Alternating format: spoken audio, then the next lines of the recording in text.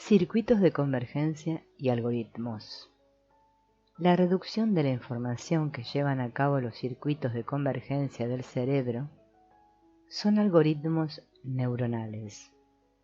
En los primeros pasos de manipulación de la información sensorial aferente, los algoritmos no son programas mínimos, aunque representan un conjunto de mensajes que contienen, en forma reducida, grandes cantidades de información. Aún pueden ser reducidos a otros algoritmos. Estos nuevos algoritmos son parte de un programa de inclusión. Para clarificar esta idea, tomemos de nuevo el ejemplo de Chaitin. En el cerebro del amigo planetario, la ecuación de Euler basta para reconstruir las tablas trigonométricas. Al mismo tiempo, la ecuación de Euler como algoritmo, forma parte de una inclusión. Esto es de las matemáticas con todos sus procesos y fórmulas. La operación de las células simples, complejas e hipercomplejas son otro ejemplo. Los descriptos como algoritmos. Una palabra es un algoritmo de un percepto, o hablando más ampliamente, un descripto es un algoritmo de un percepto. Un pintor puede reconstruir una cara cuando escucha el nombre de la persona a la que pertenece. Dicho de otra forma, la palabra activa un conjunto de instrucciones que permite la reconstrucción de la información perceptual. Lo mismo sucede durante los procesos de imaginación y de recuperación de la información aprendida. Circuitos de divergencia y algoritmos. En los capítulos anteriores hemos postulado que la recuperación de una porción de información es el resultado de la activación de algunas estructuras polisensoriales de alta convergencia, que cuando son específicamente activadas por medio de un patrón especial, abren los circuitos de divergencia. Este patrón neuronal especial tiene que ser un algoritmo que contenga las instrucciones necesarias para activar los circuitos de divergencia. Algunos ejemplos de esos procesos son la reconstrucción de imágenes cuando se estimulan eléctricamente algunos puntos de la corteza temporal en pacientes que están siendo sometidos a intervenciones quirúrgicas o durante una crisis epiléptica temporal. Pruebas experimentales de la existencia de algoritmos neuronales. Uno de los aspectos más interesantes del tema que estamos tratando es que puede ser sometido a control experimental. Se pueden realizar al menos dos tipos diferentes de experimentos, uno de los cuales consiste en registrar los patrones neuronales de células simples y complejas de orden inferior y células hipercomplejas de orden superior durante la presentación de estímulos visuales para ver si el patrón obtenido de estas últimas células contiene, en forma de algoritmo, los patrones de una célula simple. El otro consiste en estimular las poblaciones neuronales de células polisensoriales y de células simples, complejas e hipercomplejas, con los mismos patrones registrados para averiguar si esta estimulación es suficiente para que un animal realice algún comportamiento previamente asociado a un estímulo visual específico. En este sentido, Riefkohl y yo realizamos un experimento en el que enseñamos a gatos a responder a dos estímulos condicionados con dos tipos de conductas diferentes: pulsar una palanca hacia la derecha o hacia la izquierda. Se registraban los potenciales provocados por ambos estímulos en estructuras polisensoriales tales como el núcleo talámico inespecífico, el núcleo caudado y la corteza frontal, y posteriormente se estimulaban esas estructuras con ondas eléctricas que se parecían morfológicamente a los potenciales específicos provocados. En algunos gatos resultó posible estimular directamente uno de los dos tipos de comportamiento. Aunque esta evidencia no fue concluyente, indicó que la información manejada en una estructura polisensorial altamente convergente puede afectar y activar una reacción compleja en el animal. Hay diferentes niveles de realidad, cada uno de los cuales difiere en su capacidad de algoritmizar la información. En una serie algorítmica, como la que posiblemente acompaña a la actividad de los circuitos de convergencia, la información que no esté relacionada en uno de los niveles lo estará en el siguiente. Como la conciencia se caracteriza por operaciones en las que se extraen relaciones entre partes de la información, la naturaleza algorítmica de los procesos neuronales comparte una organización y una dinámica comunes con la activación de la conciencia. Es más, desde los tiempos de Buda se ha empleado una técnica para la expansión de la conciencia que consiste en el desarrollo de la capacidad de autoalusión. Autoalusión es la observación de una totalidad desde una perspectiva de no identificación con sus contenidos. Equivale a la observación del algoritmo desde fuera. Esta técnica supone la observación del propio yo en el presente, integrando la totalidad del yo en las observaciones. Esta totalidad se observa incorporando sus elementos a un nuevo todo que se observa a su vez. Esta técnica contemplativa autoalusiva es de hecho un desarrollo algorítmico. Buda la enseñó en un famoso discurso conocido como el Maha Satipatthana Suttam, que quiere decir el establecimiento de la conciencia. Buda consideraba esta técnica como la mejor para conseguir la plenitud del ser.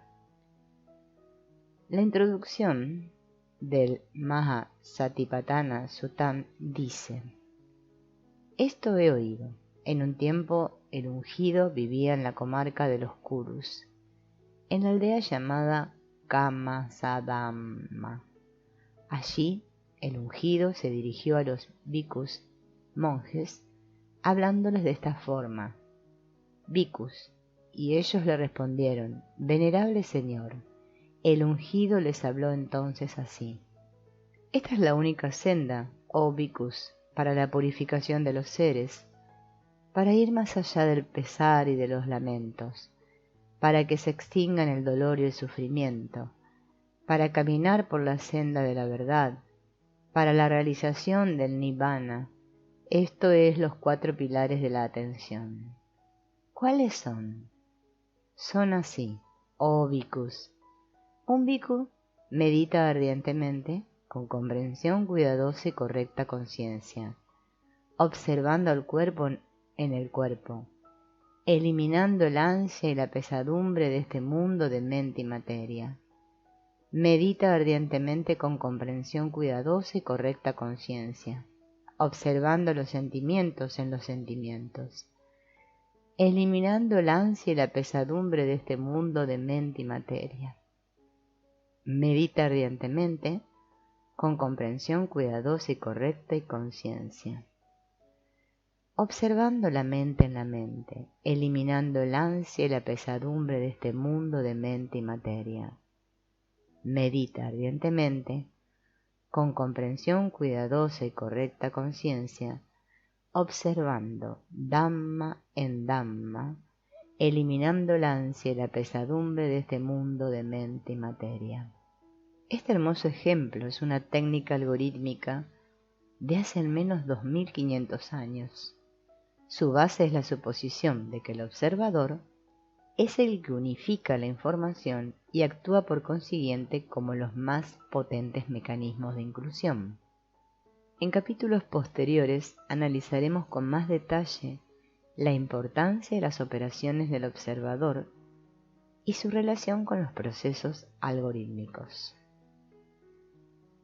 6. El presente. La sensación del presente tiene un carácter tan sutil que en un análisis puramente introspectivo puede parecer que no existe o que es un sentimiento eterno y permanente. En el primer caso, cuando hablamos sobre el presente, estamos siempre hablando de un acontecimiento pasado. Por esto, el próximo presente se hará pasado en el momento en que llegue el nuevo presente. El segundo caso se da cuando somos capaces de olvidar el tiempo y de vivir una vida totalmente existencial. En este sentido, el presente dura siempre. Sin embargo, si recordamos el tiempo, entonces el presente se hace algo de carácter casi infinitesimal. Por tanto, si el presente puede ser nada o todo, ¿existe en realidad? Y si es así, ¿cuáles son sus características? Significado fisiológico del presente. Si aceptamos que una experiencia se encuentra relacionada con una distribución muy compleja de energía dentro del cerebro y que necesita un tiempo para desarrollarse, podemos afirmar que, en relación con ese tiempo, existen un número finito de interacciones entre los elementos neuronales. En una determinada etapa del desarrollo de las interacciones, surge la experiencia y el presente. El presente no depende, por tanto, de una parte del cerebro, sino de su totalidad. El número necesario de interacciones puede tener lugar en tiempos o con velocidades diferentes. Por consiguiente, el presente tiene una duración. El presente es como una transformación cuántica, no es continuo al principio. Por tanto, el presente es el número necesario de interacciones que da origen a la experiencia. Ya que la velocidad de la interacción varía, la duración del presente varía de igual manera. A este respecto, una imagen visual necesita 50 milisegundos de actividad neuronal para aparecer.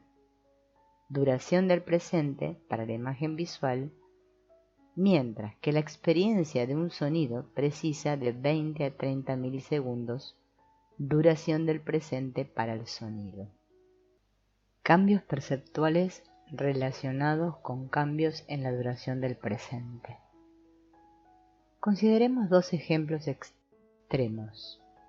Supongamos en primer lugar que la duración visual del presente no fuera de 50 milisegundos, sino de 1 microsegundo. El mundo sería para nosotros completamente diferente. Tal vez no veríamos una mesa, o un árbol, o un ser humano, sino una constelación de electrones, átomos o moléculas cambiando de posición. Ahora supongamos que la duración del presente fuera de 1 año. En lugar de ver seres humanos moviéndose de un lugar de la habitación a otro, desapareciendo en uno y apareciendo en otro, veríamos como momento presente todas las huellas de los movimientos, como si se tratara de un cuerpo tetradimensional. Si el presente durara 1.000.000 de años, veríamos una gran parte de la historia del universo como si fuera un acontecimiento simultáneo, pero no podríamos ver las estrellas. Galaxias enteras se aparecerían a nosotros como cuerpos unitarios en movimiento e interacción con otros. Nuestro nivel de conciencia perceptual estaría entonces asociado con una propiedad emergente nueva. Por tanto, desde ver electrones estáticos en un mundo carente de objetos con una duración muy breve del presente, hasta percibir universos completos como cuerpos en interacción con una duración muy larga del presente, nuestra conciencia perceptual variaría con la duración de esos cambios. El algoritmo incluido y la expansión del presente. El tiempo necesario para activar cualquier nivel jerárquico de convergencia es proporcional a su poder de inclusión. A medida que nos separamos de la periferia de los receptores, aumenta el número de sinapsis que tienen que ser activadas para que pueda tener lugar la estimulación de un nivel central jerárquico. Si establecemos que el nivel jerárquico de una simple célula de la corteza es previo a la activación al de las células complejas, y éstas anteceden a la activación de las células hipercomplejas, podemos trazar una organización cónica de la convergencia similar a la organización del espacio, en el que cada nivel jerárquico, a partir de la superficie de los receptores, es estimulado en un momento diferente. La creación o activación de un nuevo nivel jerárquico, más inclusivo y con mayor capacidad algorítmica, implica necesariamente un nuevo orden temporal de actividad. Si la experiencia cambia con la creación de un nuevo nivel jerárquico de convergencia, lo mismo sucede con la dimensión temporal precisa para que dicha activación tenga lugar. Supongamos que una experiencia perceptual normal resulte de la activación de un nivel jerárquico que requiera de interacciones neuronales de 50 milisegundos. La activación de un nivel jerárquico que sea más inclusivo precisará de 75 o 100 milisegundos y su resultado, un nuevo nivel de experiencia, percibirá todo lo que suceda en ese presente expandido como experiencia unitaria teniendo probablemente una cualidad diferente. Las características asociadas con ese incremento de tiempo serán las siguientes. 1. Secuencias de acontecimientos que antes de la expansión no se veían como unitarios, empezarán a verse así. 2.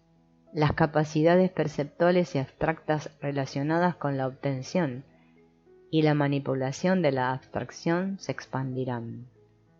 3. La capacidad indirecta de acceder al contenido del inconsciente aumentará.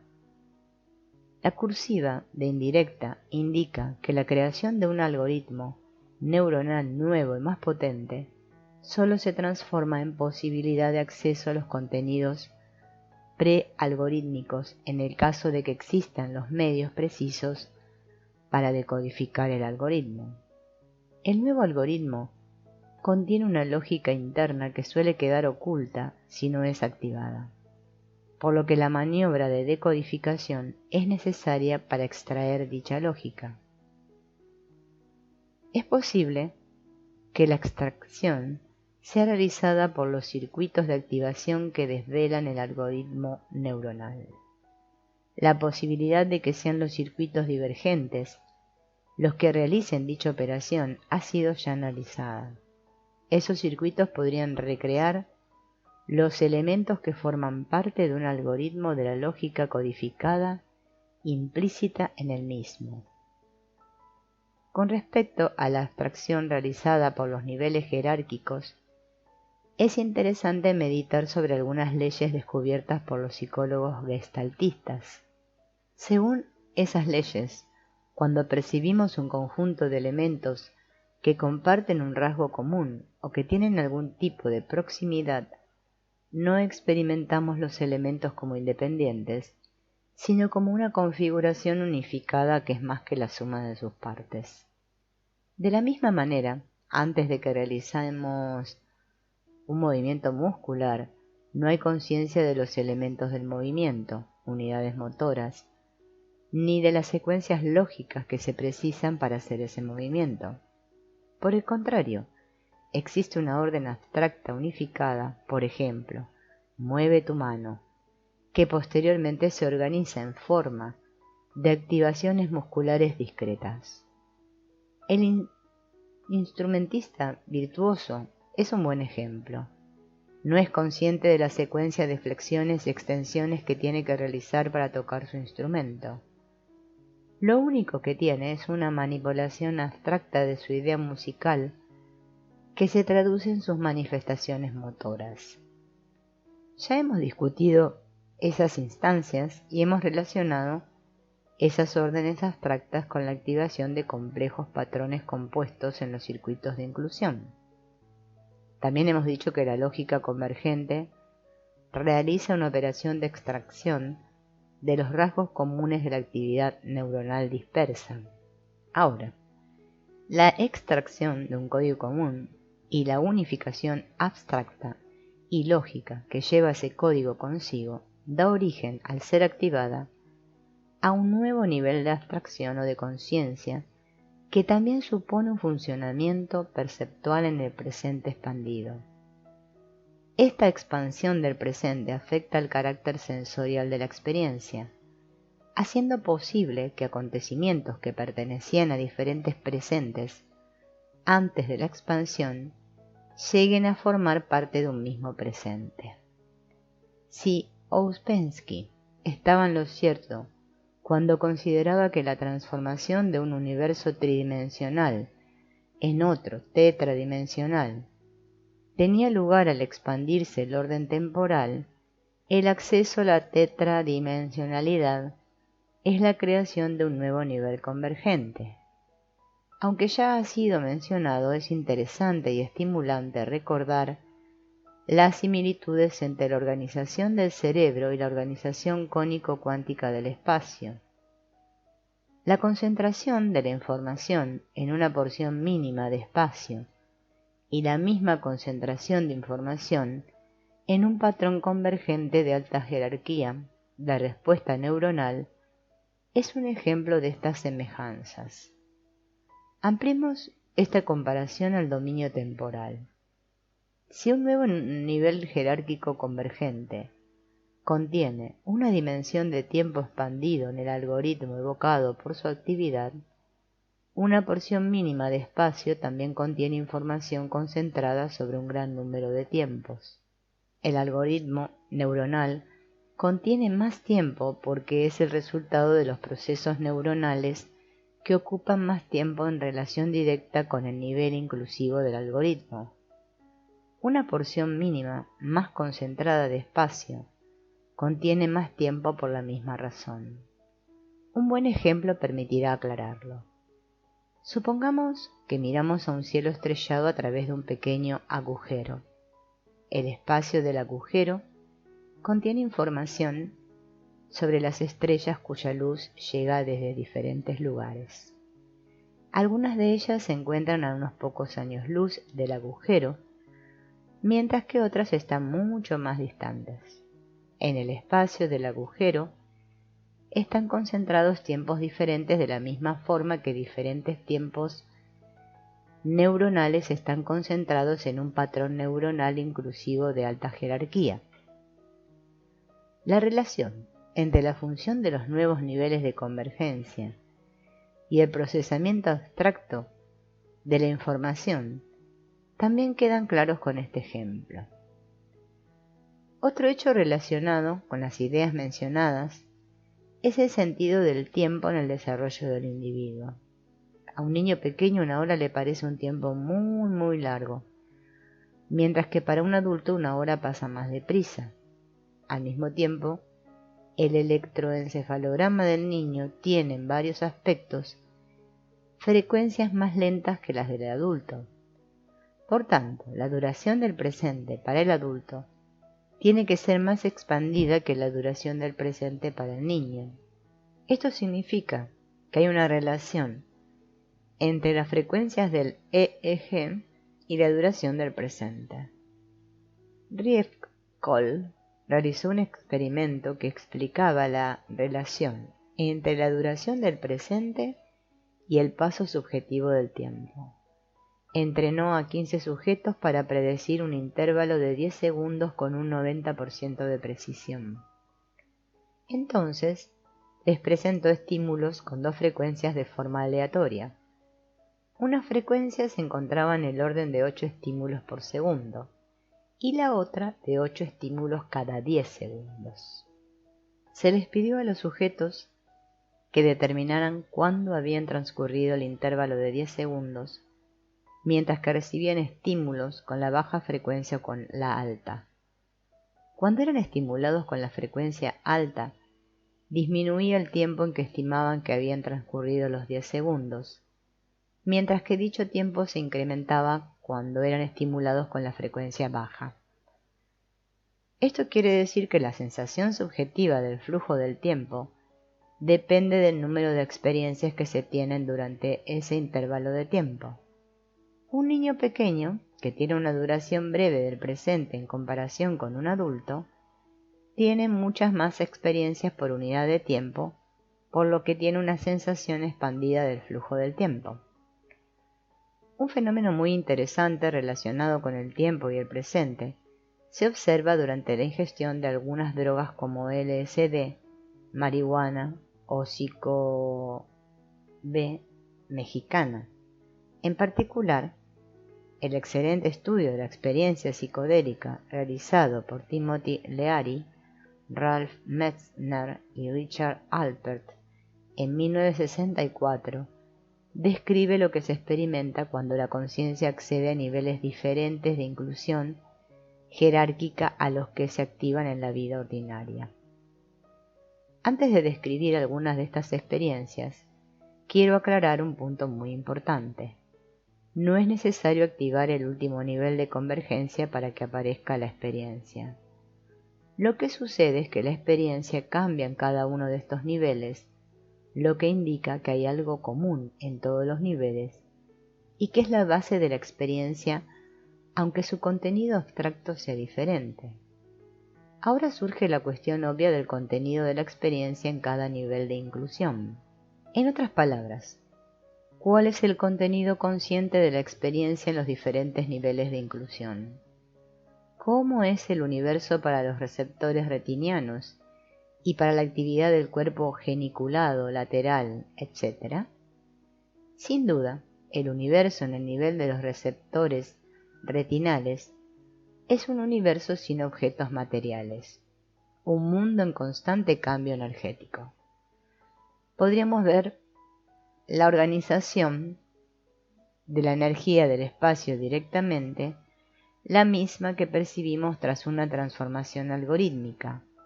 La diversidad desaparecería en sus antecedentes y la experiencia sería un contacto con la unidad. Esta es precisamente la visión que narran los autores de la experiencia psicodélica.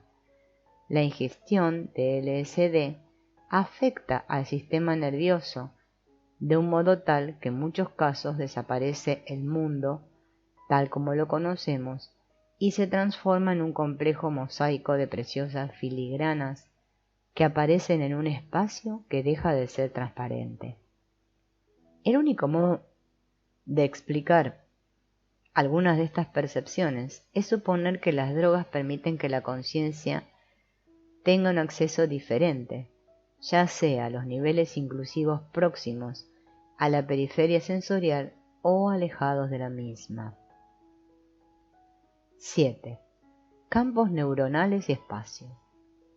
Hasta ahora hemos analizado la organización energética del espacio y el modo en que nuestro cerebro la transforma en lenguaje neuronal. A partir de este capítulo vamos a enfrentarnos con una importante cuestión. ¿Cómo aparece la experiencia como transformación de la actividad neuronal? No hay nada en la enmarañada activación de una población neuronal que se parezca ni de lejos a la experiencia de la luz y el sonido. Es más, si la cualidad de la experiencia está conectada de una u otra forma a la actividad neuronal, ¿cómo llega esa cualidad a diferenciarse de la indiferenciada, cualitativamente hablando, actividad de las neuronas y de los retículos neuronales?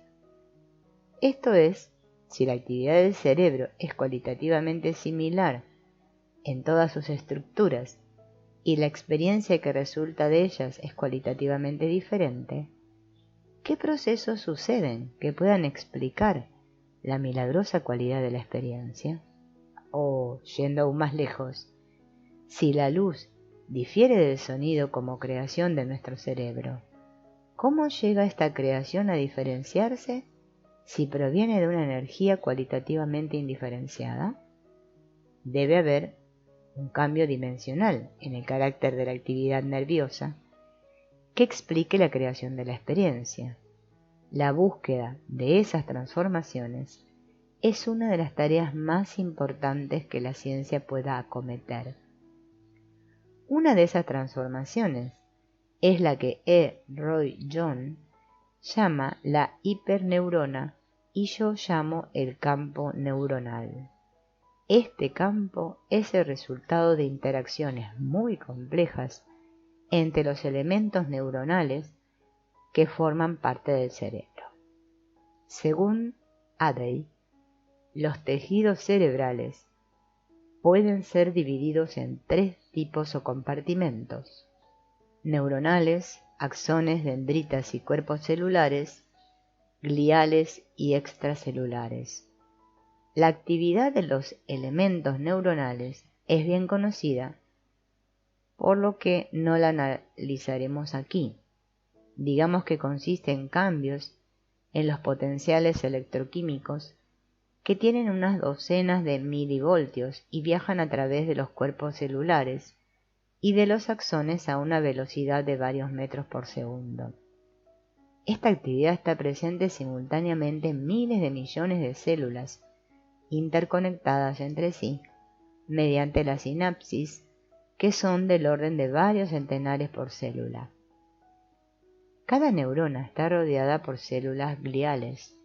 Su número en el cerebro es enorme y de muchos órdenes de magnitud mayor que el número de neuronas. No son solo un medio de estructura y apoyo del resto de los tejidos cerebrales, sino que, como han mostrado Hayden y Gyasi, participan en procesos complejos como es el caso del aprendizaje. Las células gliales también parecen participar en la actividad eléctrica del cerebro, posiblemente modulando las señales de origen dendrítico o axonal. Se han registrado cambios de impedancia mediante electrodos implantados en el cerebro que no pueden ser explicados simplemente como producto de la actividad neuronal, sino como resultado de alteraciones en el medio extracelular. Este medio extracelular es en realidad la atmósfera neuronal en la que están inmersos todos los tejidos neuronales, una sopa mucopolisacárida formada de moléculas nitrogenosas y derivados de azúcares.